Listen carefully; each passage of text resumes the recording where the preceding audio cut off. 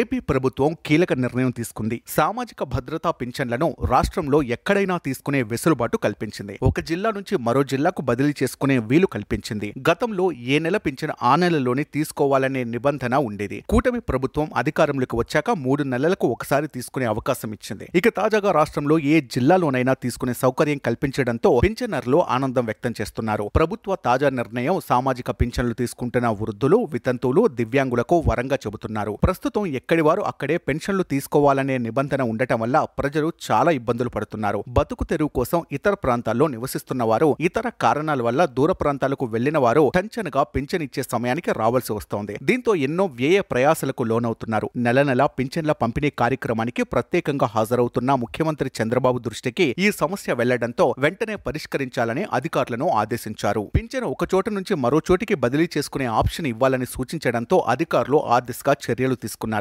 CM ఆదేశాలతో ఈ నెల నుంచి పింఛన్ బదిలీ చేసుకునే ఆప్షన్ అందుబాటులోకి వచ్చింది. రాష్ట్రంలో ఎక్కడి నుంచి ఎక్కడికైనా పెన్షన్లను సులువుగా బదిలీ చేసుకునే సౌకర్యం కల్పించారు. అయితే తమ పింఛన్లను ఎక్కడ తీసుకోవాలని అనుకుంటున్నారో ఆ ప్రాంతం సచివాలయం పేరు, కోడ్, మండలం, జిల్లాలను ప్రస్తుత సచివాలయంలో అందజేయాల్సి ఉంటుంది.